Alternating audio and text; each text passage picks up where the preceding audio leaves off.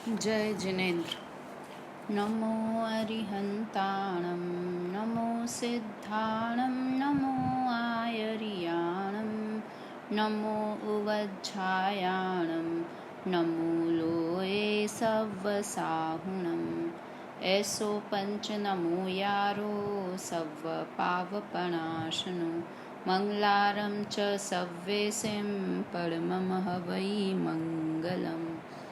केवल रवि किरणों से जिसका संपूर्ण प्रकाशित है अंतर, उस श्री जिन वाणी में होता तत्वों का सुंदरतम दर्शन। सददर्शन बोध चरण पथ पर अविरल जो बढ़ते हैं मुनिगण, उन देव परम आगम गुरु को शत शत वंदन, शत शत वंदन। वीतराग विज्ञान भाग 2 चार अनुयोग पाठ 4 अनुयोग पर हमारी चर्चा चल रही है। पंडित टोडरमल जी कृत मोक्ष मार्ग प्रकाशक के 8वें अधिकार के आधार पर यह पाठ लिखा हुआ है। कल हमने थोड़ी चर्चा की थी कि अनुयोग किसे कहते हैं। मतलब 4 अनुयोग का पाठ पढ़ रहे हैं, अर्थात हम जिनवाणी की शैली, जिनवाणी में किस तरह से कथन होता है उसकी चर्चा यहाँ पर कर रहे हैं। जिनवाणी में वीतरागता का ही पोषण होता है, वीतरागता की पोषक ही जिनवाणी कहलाती है। तो जिसमें वीतरागता का पोषण हो उसे जिनवाणी कहते हैं। जिनवाणी कितनी हैं, अभी तक कितनी जिनवाणियाँ लिखी गई हैं कि बहुत सारी, हजारों में जिनवाणियाँ लिखी गई हैं। किंतु अगर हम उन्हें कैटेगरी वाइज की एक कैटेगरी किस तरह से, तो 1000 तो हम पढ़ नहीं सकते हैं कि 1000 हम कैसे पढ़ेंगे जिनवाणी। तो उसे सरल करने के लिए यहाँ पर 4 कैटेगरी बनाई हुई है। उन कैटेगरीज के नाम है प्रथमानुयोग, कर्णानुयोग, चढ़नानुयोग और द्रव्यानुयोग। ये 4 कैटेगरी बनाई है। कैटेगरी किस लिए बनाई है? ताकि हमें इन्हें समझने में सरलता हो कि हमें इनके कथन शैली के आधार पर कि प्रथमानुयोग में एक तरह की ही कथन शैली है। कथन शैली की कल हमने बात की थी कि कोई भी कार्य हुआ, कुछ भी, जैसे वीतरागता का पोषण जिनवाणी में करना है तो उसमें 4 स्टाइल से वीतरागता का पोषण करेंगे ना। कल का एक बार उदाहरण वापस से रिपीट करते हैं तो थोड़ा हमें समझ में आएगा कि अगर हमें कोई बीमारी हो गई, कोई बीमारी किसी को हुई, हमें हुई या किसी को, समझिए कैंसर हो गया, तो उस कैंसर बीमारी को हम 4 तरीके से बता सकते हैं कि उसे कैंसर बीमारी क्यों हुई, क्योंकि उसे हेरिडिटी थी। समझिए किसी को हुआ कोई भी कैंसर की, भाई तो सबसे पहले डॉक्टर भी, क्या आपके परिवार में किसी और को कैंसर हुआ है क्या? आपके मम्मी पापा को, आपके दादा दादी को, या आपके फर्स्ट मतलब बड़े पापा मौसी वगैरह किसी को हुआ है क्या? तो इस तरह से वो पास्ट की, भूत की बातों को पूछते हैं। तो समझिए इसी तरह से भूतकाल का कथन, पुरानी कि हमारे पूर्व में किस तरह से तीर्थंकर हुए, उन सब की बातें करना वो प्रथमानुयोग का काम है। उन सब की बातें बताकर और अंत में क्या, वीतरागता का पोषण करना, यह प्रथमानुयोग की शैली होती है। फिर हमने पूछा कि अच्छा कैंसर हुआ उन्हें तो किसी दूसरे से मिले, तो उन्होंने क्या कहा कि अरे इनका तो खान पान ठीक नहीं था, ये बहुत स्मोक करते थे, बहुत ड्रिंक करते थे, बहुत स्मोक करते थे, तो इन्हें लंग्स का कैंसर हो गया, या कुछ भी, तो उनका खान पान सही नहीं था। तो इस तरह से खान पान से रिलेटेड उस वस्तु को बताना, मतलब खान पान आदि के माध्यम से अपने आचरण के आधार पर भी वीतरागता का पोषण करना, वह चढ़नानुयोग की कथन शैली है।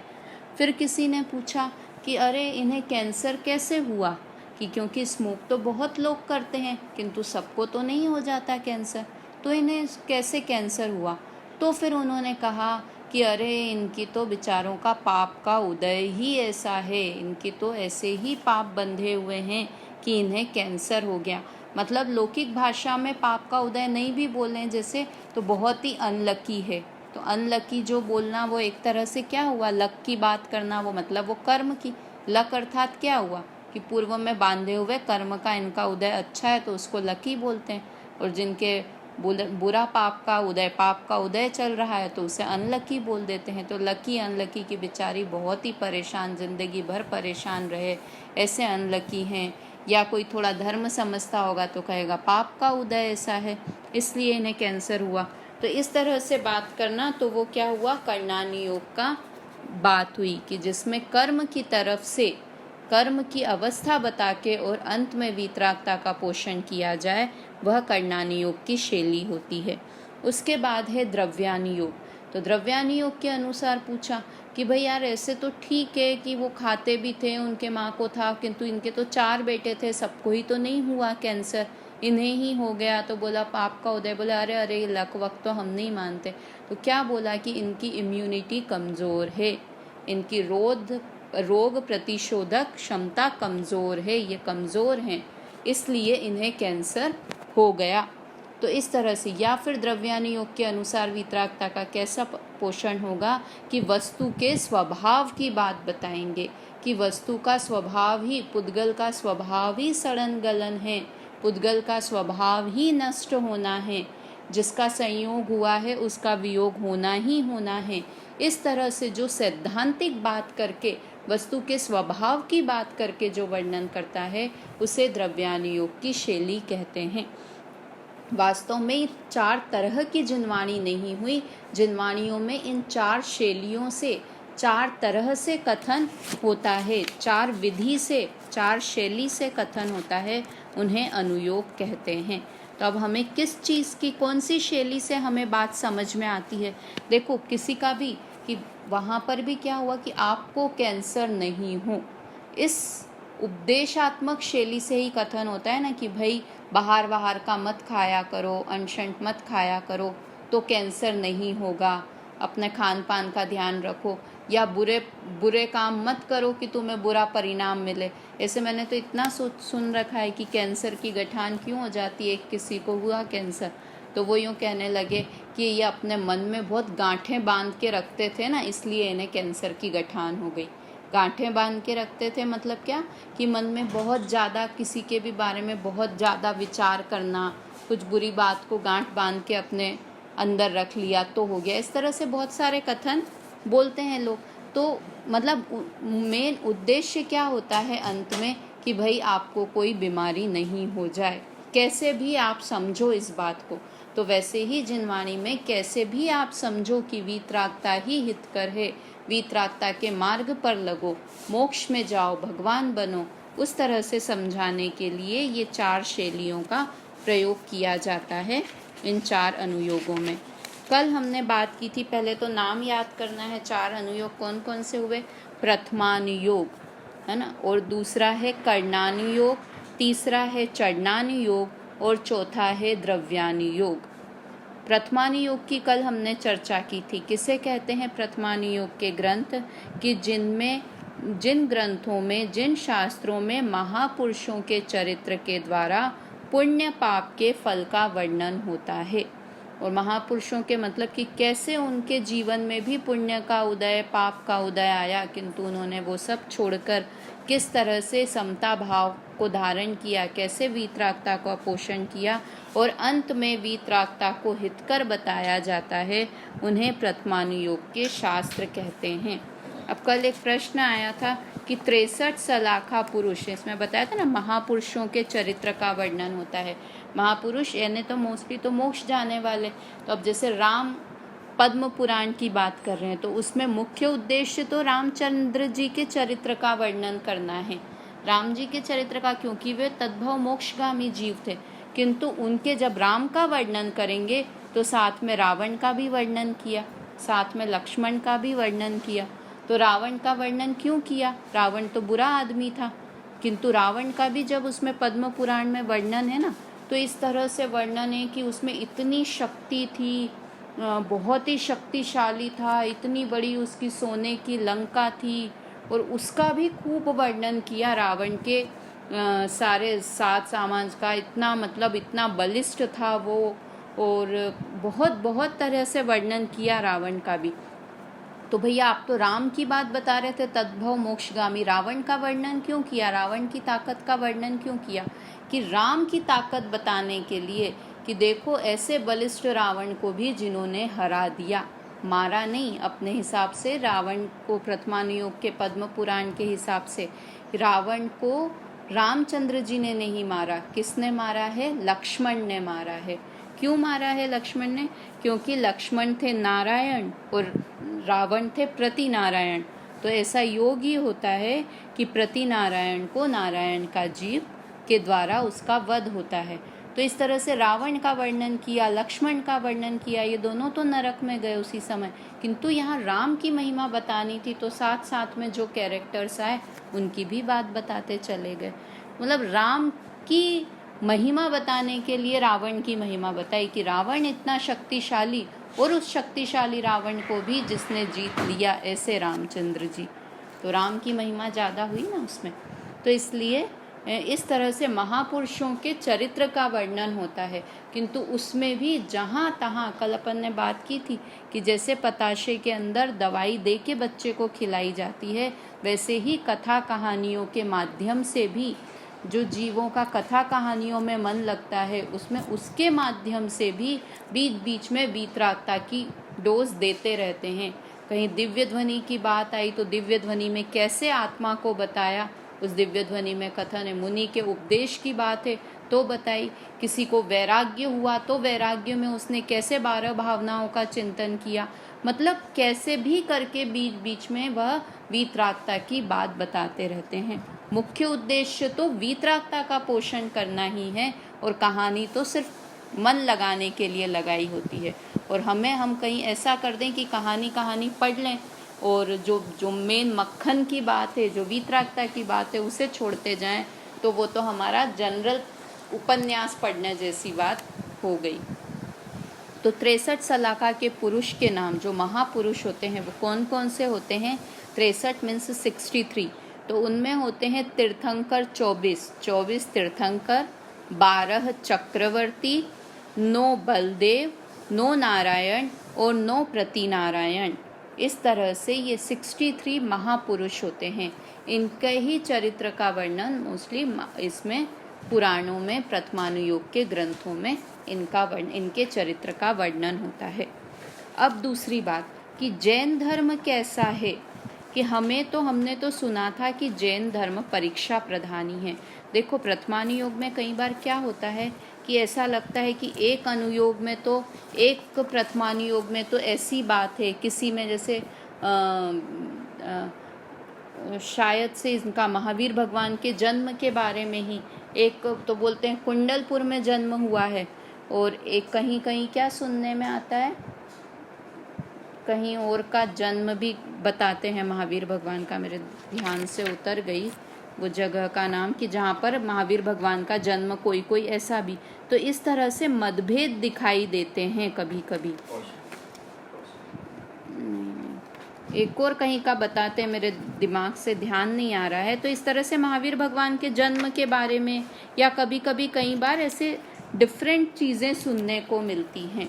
तो प्रथमानुयोग में तो मतभेद है, तो ये बात सही है क्या? तो ये सही नहीं है। क्यों सही नहीं है? कि हो सकता है, देखो हमने ये बताया कि बालक महावीर का जन्म हुआ है ना। अब उनका जन्म हुआ तो हो सकता है कि कोई आचार्य के अनुसार, क्योंकि ये तो क्षयोक्षम ज्ञान की बात हुई ना, तो किसी को याद रहा कुंडलपुर और किसी ने समझिए कोई और नाम बता दिया, किंतु मुख्य बात क्या बतानी थी कि महावीर भगवान का जन्म हुआ। नाम इधर के उधर प्रथमानुयोग में वो भी बहुत कम होते हैं। कभी कभी तीर्थंकर की तिथियों में भी ऐसा हो जाता है, तो वो भी बहुत कम होता है वैसा। किंतु कभी वो आ जाए तो हमें ऐसा नहीं समझना चाहिए कि जिनवाणी में विरोधाभास है। इसे विरोधाभास नहीं कहते हैं, इसे विरोध, जिनवाणी में विरोध है ऐसा नहीं जानना। क्योंकि अगर उनका जन्म हमने समझिए कुंडलपुर की जगह कहीं और का मान लिया तो कोई बहुत बड़ा, मतलब वो जो अपन ने बात की थी ना प्रयोजन भूत बात, कि गंगा भोपाल से निकलती है, ऐसा मान लिया, तो कोई बहुत बड़ी प्रयोजनभूत बात उसके कारण हमारा बहुत नुकसान हो जाए, ऐसी बात नहीं है। तो इस तरह से प्रथमानुयोग में कभी कहीं कहीं विरोध दिखे भी तो वो बहुत सूक्ष्म, क्योंकि वो समय के कारण अभी तक इतने समय से जिनवाणी आगे आगे आती जा रही है ना, तो उसके कारण कभी कभी दो आचार्यों में मतभेद हो सकता है। किंतु जो मूल बात है, जो प्रयोजनभूत बात है कि वीतरागता का पोषण, उसमें कभी भी कहीं भी विरोध नहीं होगा। कोई भी जिनवाणी हो, किंतु वीतरागता के पोषण में उसमें कहीं डिफरेंस नहीं होगा। जैसे यह अलग अलग हो सकता है कि मुनिराज ने उपदेश दिया, तो मुनिराज ने कोई ग्रंथ में कैसे उपदेश की बात होगी, किसी ग्रंथ में, कि एक ग्रंथ में तो कहा कि मुनिराज ने 12 भावनाओं का उपदेश दिया, जैसे शेर की पर्याय का वर्णन कर रहे हो, सिंह को उपदेश दिया था ना 2 मुनिराजों ने। तो किसी ग्रंथ में तो ऐसे आ जाए कि उन्होंने 12 भावनाओं का इस तरह से उपदेश दिया सिंह को, और किसी में बता दे कि उन्होंने आत्मा का उपदेश दिया, तो हमने तो ऐसा पढ़ा था, ये तो ऐसा लिखा हुआ है। तो ये कोई विरोध की बात नहीं हुई, क्योंकि शब्दशः वैसा का वैसा कथन जिनवाणी में हो ऐसा नहीं है। किंतु जो मूलभूत बात है, वीतरागता की बात है, उसमें कहीं भी विरोध नहीं आता है। तो इस तरह से प्रथमानुयोग की बात होती है। दूसरी बात है कि हमने तो सुना है कि हमें हर चीज़ परीक्षा करके अपनानी चाहिए, है ना। जैन धर्म को परीक्षा प्रधानी धर्म कहते हैं, कि हमें परीक्षा करके बात को माननी चाहिए। तो क्या हम 24 तीर्थंकर या प्रथमानुयोग के ग्रंथों की परीक्षा कर सकते हैं? नहीं कर सकते हैं। क्यों नहीं कर सकते? क्योंकि ये तो बहुत हजारों लाखों वर्ष पूर्व की बातें चल रही है, तो तब तो हम थे नहीं। तो इसलिए हमें कई बात आज्ञा प्रधानी होकर भी सुननी पड़ती है। तो प्रथमानुयोग के ग्रंथ कैसे होते हैं? आज्ञा प्रधानी होते हैं, क्योंकि उसमें जैसा कथन है हमें वैसा का वैसा ही मानना होगा। हम उनकी परीक्षा नहीं कर सकते हैं। किंतु क्या विश्वास के साथ पढ़ सकते हैं कि जब भगवान ने प्रयोजनभूत बातों में झूठ नहीं बोला, तो वे अप्रयोजनभूत बातों में गलत क्यों बोलेंगे, इस कॉन्फिडेंस के साथ। और देखो, 4 अनुयोग के पहले हमने देवशास्त्र गुरु वाला पाठ पढ़ा, तो हमने पहले अपने देव पर और अपने गुरु पर पक्का भरोसा कर लिया, श्रद्धा कर ली, तो फिर हम उनकी कही हुई बात अर्थात जिनवाणी पर भी हमें भरोसा हो जाएगा। व्यक्ति पे अगर भरोसा हो गया तो व्यक्ति की कही हुई बात पर भी हमें भरोसा हो जाएगा। तो अगर हमें हमारे देव पर भरोसा है, देव अर्थात जिनेंद्र देव पर, और गुरु पर भरोसा है कि वे कभी भी गलत बात नहीं कहेंगे, कभी भी झूठ नहीं बोलेंगे, क्योंकि वे सर्वज्ञ हैं। वे कभी भी बुरी बात नहीं कहेंगे, क्योंकि वे वीतरागी हैं। इसलिए तो भगवान पे भरोसा है, तो भगवान की वाणी पर भी भरोसा होगा। तो वास्तव में प्रथमानुयोग की हम परीक्षा नहीं कर सकते, प्रथमानुयोग के ग्रंथों की, और उसे अक्षरशः जैसा लिखा है वैसा ही सत्य मानना होगा। ठीक है। तो क्या बात हुई? अगर अब प्रथमानुयोग के बारे में शॉर्ट में बोलें तो प्रथमानुयोग के ग्रंथ किन्हें कहते हैं? कि जिनमें महापुरुषों के चरित्र का वर्णन होता है ना, पुण्य पाप के फल का वर्णन होता है, 2 पॉइंट। तीसरा पॉइंट है कि उसमें वीतरागता का पोषण होता है। ये तो चारों ही अनुयोगों में याद रखना है कि कैसे होते हैं प्रथमानुयोग के ग्रंथ, कि उनमें वीतरागता का पोषण होता है। और चौथी बात क्या है? 3 बातें हो गई। पहली बात क्या? कि उसमें महापुरुषों के जीवन का वर्णन होता है। दूसरी बात, पुण्य पाप के फल का वर्णन होता है। तीसरी बात, वीतरागता का पोषण होता है। और चौथी बात, प्रथमानुयोग के ग्रंथों को हमें आज्ञा प्रधानी बनकर सुनना होगा, समझना होगा। उसमें आज्ञा की ही मुख्यता है, अर्थात क्योंकि हम उनकी परीक्षा नहीं कर सकते। ठीक है, इस तरह आज्ञा की मुख्यता है। अब प्रथमानुयोग के ग्रंथ कौन कौन से होते हैं? प्रथमानुयोग के ग्रंथ कि एक तो 24 तीर्थंकरों के जो पुराण होते हैं, आदिनाथ भगवान का जो है उसे आदि पुराण के नाम से, जिसमें ऋषभ देव का वर्णन है। फिर अजितनाथ पुराण, संभवनाथ पुराण, अभिनंदननाथ पुराण, ऐसे 24 तीर्थंकरों के पुराण के नाम से। फिर बीच बीच में रामचंद्र जी का है जैसे, तो वो पद्म पुराण के नाम से है। नेमिनाथ भगवान का जिसमें है वो हरिवंश पुराण के नाम से है। इस तरह से 24 तीर्थंकरों के ही इसमें वर्णन है। तो मुख्य रूप से 24 तीर्थंकरों के, फिर बाहुबली पुराण भी है, भरत पुराण भी है। इस तरह से ये इसमें महापुरुषों के कथाओं का वर्णन होता है, तो उनके नाम पर ही ये पुराण लिखे हुए हैं। अब अगला आज हमें पढ़ना है कौन सा अनुयोग? करणानुयोग। करण किसे कहते हैं? कल भी बताया था कि करण का अर्थ क्या होता है? गणित, मैथ्स को करण कहते हैं। तो करणानुयोग के ग्रंथ कौन से होते हैं कि जिसमें गणित की मुख्यता होती है, उन्हें करणानुयोग के ग्रंथ कहते हैं। इसमें किसका वर्णन होता है? गुण स्थान, मार्गणा स्थान आदि का वर्णन होता है। अब गुण स्थान क्या होते हैं, मार्गणा स्थान क्या होती हैं, यह आगे के हमारे पाठों में आएगा। उसके अलावा इसमें कर्म का वर्णन होता है। जो हमने कर्म वाला पाठ पढ़ा था ना, हमने तो बहुत शॉर्ट में पढ़ा है। इसके तो ये षटखंडागम वगैरह बड़े बड़े गोमतसार जी, कर्म कांड, ऐसे बड़े बड़े ग्रंथ लिखे हुए हैं। तो कर्मों की मुख्यता से वर्णन होता है और 3 लोक आदि का भूगोल संबंधी वर्णन इसमें होता है। बहुत वास्ट, मतलब करणानुयोग के ग्रंथ बहुत बड़े बड़े और बहुत वास्ट एरिया है।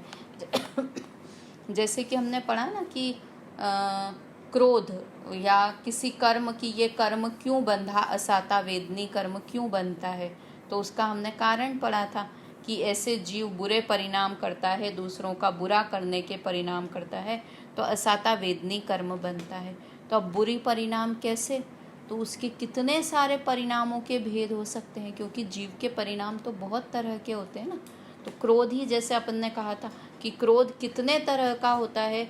जैसे किसी ने, एक व्यक्ति ने दूसरे व्यक्ति को थप्पड़ मारा और वहाँ 10 लोग खड़े हुए थे, तो 10 लोगों को गुस्सा आया, किंतु 10 लोगों को गुस्सा कितना अलग अलग तरह का गुस्सा आ सकता है कि नहीं? कि किसी का मन करेगा कि इसको हम जान से ही मार दो, इसकी हिम्मत कि इसने थप्पड़ मारा। किसी को होगा कि गाली दे के काम चल जाएगा, किसी को और उससे भी लो क्रोध आएगा, किसी को तो अब तो मैं इसको भवों में मारूंगा, मैं कभी इसे छोड़ूंगा नहीं, उतना तीव्र क्रोध आ सकता है। मतलब क्रोध की अलग अलग डिग्रीज हो सकती हैं।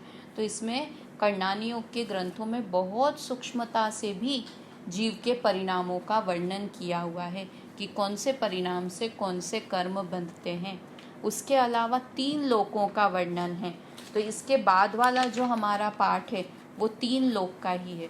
3 लोक में कैसे कि असंख्यात द्वीप और समुद्र होते हैं मध्य लोक में ही।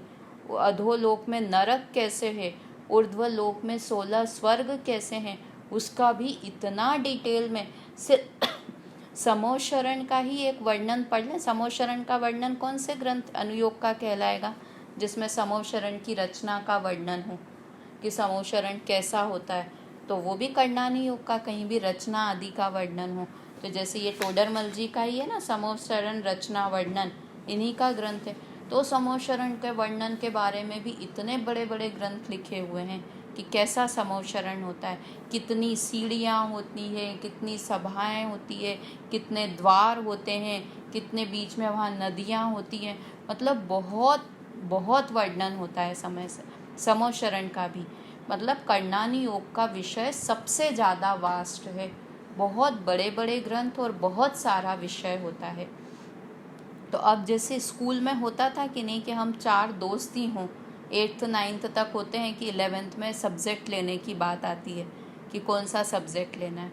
तो किसी को क्या होता है कि मैथ्स में इंटरेस्ट हुआ तो वो मैथ्स लेगा, और किसी बच्चे को कैसा होता है कि मैथ्स तो वो बिल्कुल वो मैथ्स के अक्षर जितने भी वो हैं, नंबर्स हैं, वो तो नंबर उनके सामने नाचते हों, जैसे बिल्कुल समझ में ही नहीं आते नंबर्स। तो इस तरह से तो किसी को मैथ्स में बिल्कुल इंटरेस्ट नहीं है, किसी को हिस्ट्री में बहुत इंटरेस्ट होता है तो वो आर्ट्स वगैरह ले लेगा, किसी को साइंस में इंटरेस्ट होता है। मतलब सबके इंटरेस्ट अलग अलग होते हैं। तो वैसे ही यहाँ पर अनुयोग में भी अपने इंटरेस्ट के हिसाब से किसी किसी को बहुत अच्छा लगता है कर्म के बारे में बात करना। जैसे अपन ने 148 प्रकृतियाँ पढ़ी थी ना कर्म की, तो उन 148 प्रकृतियों को भी बहुत तरीके से कि कितनी देशघाती प्रकृति हैं, कितनी सर्वघाती प्रकृति हैं, कितनी पुण्य रूप प्रकृति है, कितनी पाप रूप प्रकृति हैं। इस तरह से हम उनके 148 के भी बहुत तरीके से भेद प्रभेद करके अनंत भगवान ने कितनी प्रकृतियों का नाश किया है। इस तरह से फिर पहले गुण स्थान में कितनी प्रकृतियों का उदय होता है, पांचवें गुण स्थान में कितनी प्रकृतियों का उदय होता है और कितनी प्रकृतियां बंधती हैं। मुनिराज को कितनी प्रकृति का उदय होता है छठे गुण स्थान में, 10वें गुण स्थान वर्ती को कितनी प्रकृतियों का उदय होता है। इस तरह से उसी विषय को भी हम महीनों महीनों सालों सालों चला सकते हैं, एक कर्म के विषय को भी। तो करणानि योग में रुचि के अनुसार जिसकी रुचि होती है वो उन ग्रंथों का खूब अध्ययन भी करते हैं, और ऐसे आचार्यों ने भी लिखे हैं। और इसी तरह से विद्वान भी हमारे पास बहुत सारे ऐसे विद्वान हैं, जैसे एक उज्ज्वला शाह, दिनेश शाह करके हैं, गुजरात में, शायद बॉम्बे में रहते हैं कहीं के, डॉक्टर्स हैं, दोनों डॉक्टर्स हैं, हस्बैंड वाइफ हैं, दिनेश शाह एंड उज्ज्वला शाह। तो वो करणानि योग के स्पेशलिस्ट कहे जाते हैं कि उन्हें आप कुछ भी कहीं से भी, उन्हें बहुत, क्योंकि रुचि का विषय है, उन्हें इंटरेस्ट है, तो 30 साल से वो करणानि योग के बारे में सबको समझा रहे हैं। तो अगर हमें विशेष रुचि हो तो ऐसे विद्वानों का हमें समागम करके उनसे समझना चाहिए। और कई लोग कैसे होते हैं कि बिल्कुल ही करणानि योग में, आज बताइए 148 प्रकृति के नाम याद करने को दिए, एक बार याद भी कर लिए, दूसरे दिन वापस भूल गए, तो वो अपने आप को कि अरे मुझे तो याद ही नहीं होते। तो कोई बात नहीं, ये तो एक पूरी जिनवाणी का, एक अनुयोग का एक बहुत छोटा सा हिस्सा है कर्म। अगर याद रहता है तो भी बहुत अच्छी बात है, नहीं याद रहता है तो कोई बुरी बात नहीं है। इस तरह से तो ये करणानि योग के ग्रंथ होते हैं। अब गुणस्थान की 14 गुणस्थान होते हैं, 14 मार्गणाएँ होती हैं, 14 जीव समास होते हैं। ये सब का वर्णन इनमें, जैसे गुणस्थान में भी कि जीव के परिणामों के हिसाब से कैसे कैसे गुणस्थान होते हैं।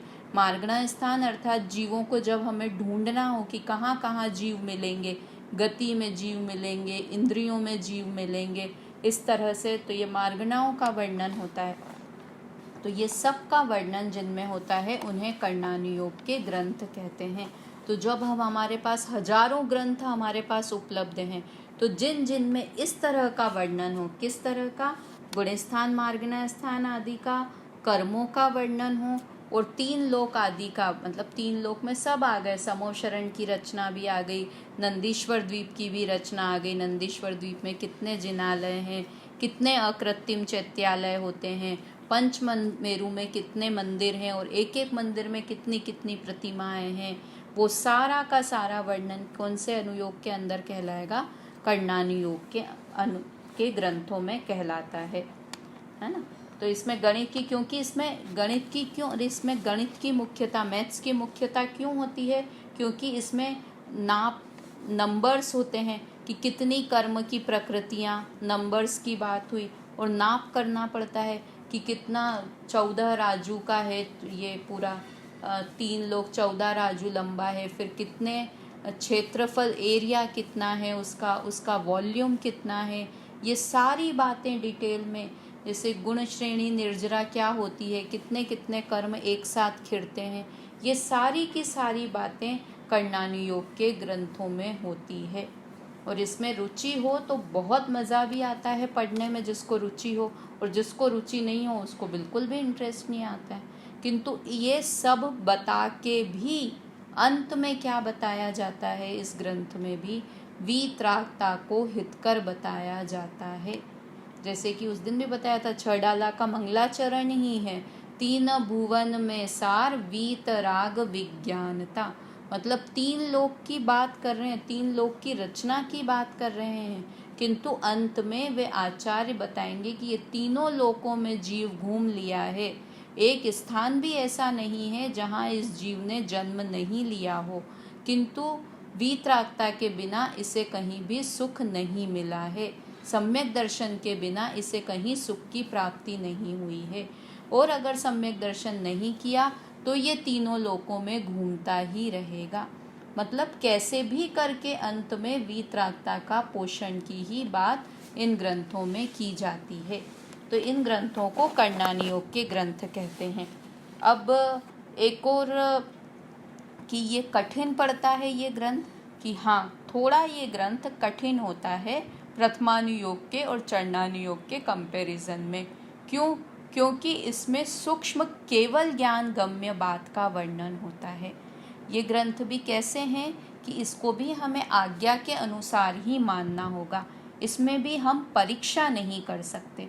क्यों नहीं कर सकते परीक्षा? कि आप कर सकते हैं असंख्या द्वीप समुद्र होते हैं, ऐसा आया है जिनेंद्र देव की वाणी में। तो आप असंख्या द्वीप समूह को देख सकते हैं। जम्बू द्वीप से क्या भरत क्षेत्र से भी बाहर नहीं निकल सकते, तो असंख्या द्वीप समुद्र को कैसे जान पाएंगे हम? तो इसमें ये क्षेत्र अपेक्षा से दूरियां हुई। कर्म के बारे में तो अब इस तरह से इन परिणामों से ऐसे कर्म बनते हैं, तो वो भी हमें भगवान की आज्ञा के अनुसार ही मानना होगा। और इसमें ये एक लाइन आई ना, अति सूक्ष्म केवल ज्ञान गम्य बात का वर्णन होता है, क्योंकि ये सारी बातें केवली भगवान के केवल ज्ञान में ही आती हैं। हम तो छद्मस्त हैं, हमें तो क्षयोपशम ज्ञान है, केवल ज्ञान तो नहीं है ना, मतिश्रुत ज्ञान है। तो उसमें जितना हम ग्रास्प कर पाते हैं उतना ही समझ पाते हैं। तो इसलिए कर्णानी योग के ग्रंथ भी कैसे हैं? आज्ञा प्रधानी ग्रंथ हैं। आज्ञा के अनुसार ही हमें इन ग्रंथों को समझना और पढ़ना होगा। तो अब इसमें एक बार पॉइंट्स अपन देख लेते हैं कि क्या क्या पॉइंट हुए। कर्णानी योग के ग्रंथ किसे कहते हैं? कि जिसमें गुणस्थान, मार्गना स्थान आदि का वर्णन होता है, पहला पॉइंट। दूसरा पॉइंट, इसमें कर्मों और तीनों लोकों का वर्णन होता है। 2 पॉइंट्स हो गए। तीसरा, इसमें गणित की मुख्यता होती है। करण का अर्थ ही कर्णानी योग बोलो तो तुरंत की मैथ्स से रिलेटेड चीज़ें हैं, तो इसमें मुख्य रूप से गणित की मुख्यता होती है। चौथा, इसमें अति सूक्ष्म केवल ज्ञान गम्य बात का वर्णन होता है। पांचवा, ये ग्रंथ आज्ञा प्रधानी है। ऐसे 5 पॉइंट इसके याद करने हैं हमको। क्यों याद करने हैं? क्योंकि हमें फिर कौन सा ग्रंथ पढ़ना, कौन सा ग्रंथ किस अनुयोग का है, हमारी रुचि के अनुसार हम उस ग्रंथ का फिर सिलेक्शन कर सकते हैं। तो एक बार वापस से ये 5 पॉइंट दोहराते हैं। कौन कौन से? कर्णानी योग के ग्रंथ में किसका वर्णन होता है? कि इसमें गुणस्थान, मार्गना स्थान आदि का वर्णन होता है। सेकंड पॉइंट, इसमें कर्म और तीनों लोकों का वर्णन होता है। थर्ड पॉइंट, इसमें गणित की मुख्यता होती है। फोर्थ पॉइंट, इसमें अति सूक्ष्म केवल ज्ञान गम्य बात का वर्णन होता है। और फिफ्थ पॉइंट क्या है? ये आज्ञा प्रधानी होते हैं, ये ग्रंथ आज्ञा प्रधानी होते हैं। इस तरह से 5 पॉइंट। अब इनमें इन ग्रंथों के कोई भी उदाहरण दे सकते हैं? कौन कौन से ग्रंथ कर्णानी योग के ग्रंथ होते हैं जो हम पहले करके भी आए हैं? गोमतसार जीव कांड, गोमतसार कर्म कांड, त्रिलोकसार, लब्धिसार, ये सारे के सारे ग्रंथ कर्णानी योग के ग्रंथ हैं। नाम से ही समझ में आता है ना। गोमतसार जीव कांड में तो ये गुणस्थान, मार्गना स्थान आदि का वर्णन है। गोमतसार कर्म कांड, इसमें कर्म की पूरी प्रकृतियाँ 148 तो बहुत मोटी प्रकृतियाँ हैं, बहुत सारे भेद हो सकते हैं कर्मों के, है ना। फिर लब्धिसार, त्रिलोकसार नाम से ही समझ में आ रहा है 3 लोक का वर्णन है इसके अंदर। तो इस तरह से ये कर्णानी योग के ग्रंथ हुए। 2 अनुयोग की चर्चा हमने कर ली। कौन कौन से 2 अनुयोग हो गए? प्रथमानुयोग और कर्णानी योग। अब तीसरा अनुयोग कौन सा होता है? चरणानुयोग। चरणानुयोग मतलब आचरण, जिसमें आचरण संबंधी बातों का वर्णन होता है, उन्हें चरणानुयोग के ग्रंथ कहते हैं। इसमें किसकी मुख्यता होती है? इसमें नीति शास्त्रों की और सुभाषित और नीति शास्त्रों की पद्धति मुख्य होती है ना। जैसे उसमें गणित की मुख्यता होती है, इसमें नीति शास्त्र की पद्धति मुख्य होती है। नीति बनाते हैं ना कि honesty is the best policy, एक नीति है। तो ऐसे नीतियों की बात होती है कि ऐसे सदा सत्य बोलो तुम, कभी किसी का दिल मत दुखाओ तुम, इस तरह से कभी कभी पर स्त्री की तरफ देखो मत तुम, कभी दूसरों का धन हड़पने की मत सोचो। इस तरह नीति की बातें जिसमें बताई जाती है वह चरणानी योग के ग्रंथ होते हैं। इसमें गृहस्थ और मुनियों के आचरण नियमों का वर्णन होता है। सिर्फ गृहस्थों का नहीं, मुनियों का भी आचरण। जैसे अपन ने मुनियों के 28 मूल गुण के बारे में पढ़ा ना, तो मुनिराज ही होते हैं और मुनि के बारे में ही लिखते हैं। ग्रंथ कौन लिखते हैं? मुनिराज ही लिखते हैं ना। और मुनिराज के ही आचरण, गृहस्थों के बारे में तो लिखेंगे किंतु मुनियों के बारे में क्यों लिखेंगे? और मुनियों के आचरण को हमें क्यों पढ़ना? मुनियों का आचरण का जिसमें वर्णन हो वो ग्रंथ हमको पढ़ना चाहिए कि नहीं पढ़ना चाहिए? पढ़ना चाहिए। क्यों पढ़ना चाहिए? क्योंकि हमें मुनि की हम परीक्षा, मुनि बताया था ना कि देव शास्त्र गुरु तो परीक्षा करके ही उन्हें अपनाना चाहिए। तो हमको पता तो हो कि मुनिराजों के ये मूल गुण होते हैं, तभी तो हम सही और गलत मुनिराज को पता कर पाएंगे। देव में कौन, जिनेंद्र देव में कौन कौन सी बातें, कौन कौन से गुण होते हैं, तभी तो हम सच्चे देव की को पहचान पाएंगे। तो ये, और अगर हमें मुनि बनना है तो मुनिराज कैसे होते हैं? हमको तो भाई कि अच्छा 1 करवट सोना होता है, केशलोच करना होता है, ये हमको पता तो हो तभी तो हम मुनि बनने की तैयारी कर पाएंगे। तो इसलिए भी मुनियों के आचरण का तो बहुत सारे ऐसे ग्रंथ हैं, मूलाचार वगैरह, जिसमें मुनियों के आचरण का वर्णन लिखा हुआ है। रत्नकरण श्रावकाचार, श्राव का आचार, ये तो नाम से ही समझ में आ रहा है ना। श्रावक के आचार का वर्णन है रत्नकरण श्रावकाचार में। तो इस तरह से ये वाले ग्रंथ होते हैं। और इस ग्रंथ में क्या होता है कि यह जीव कैसे भी पाप छोड़कर धर्म में लगे, इस तरह से कथन होता है। पाप छोड़ के धर्म में लगे, इन्हें कैसे भी पाप को छुटवाना चाहते हैं इस अनुयोग के माध्यम से, कि देखो पाप करोगे तो ऐसे नरक गति में जाओगे, ये सारी चीज़ें पाप वाली होती हैं, ये सब करना पाप है। हमको पता ही नहीं हो कि दूसरों का धन हड़पना पाप होता है, तो ये भी किससे पता चलता है? कि श्रावकाचार ग्रंथ के माध्यम से, चरणान योग के ग्रंथ के माध्यम से। उसी में तो वर्णन आएगा कि आलू की एक नोक में भी कितने हजारों, कितने अनंत जीव होते हैं, तभी तो हमें आलू छोड़ने का विकल्प भी आएगा।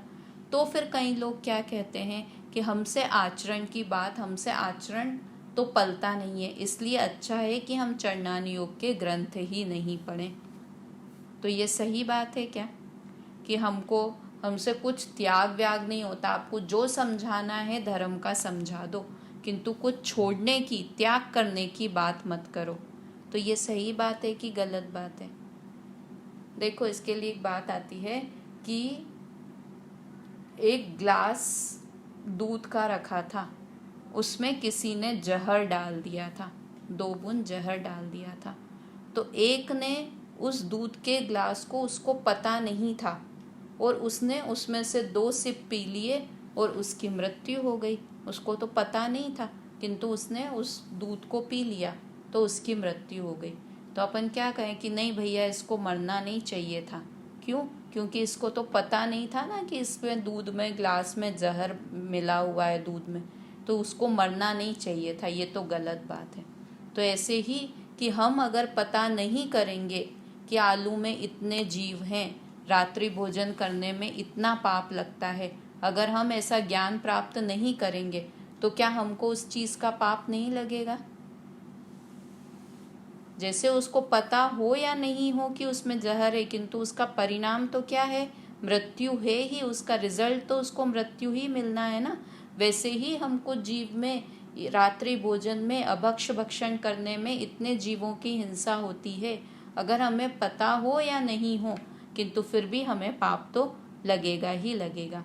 अब दूसरे व्यक्ति को वही दूध का ग्लास रखा हुआ है जिसमें जहर डला हुआ है, उसे पता है कि इसमें जहर है, किंतु उसे बहुत ही भूख लगी, ये रहा ही नहीं जा रहा है, और उसने उस दूध के ग्लास को पी लिया, तो उसकी मृत्यु होगी कि नहीं होगी? कि उसकी भी मृत्यु होगी, उसे पता है किंतु फिर भी उसने पी लिया। तो वैसे ही अगर हमें चरणान योग के ग्रंथ पढ़ के पता चल जाए कि इस अभक्ष भक्षण में इतने जीवों की हिंसा होती है, फिर भी हम उसे खाएं, तो भी हमें पाप तो लगेगा ही सही।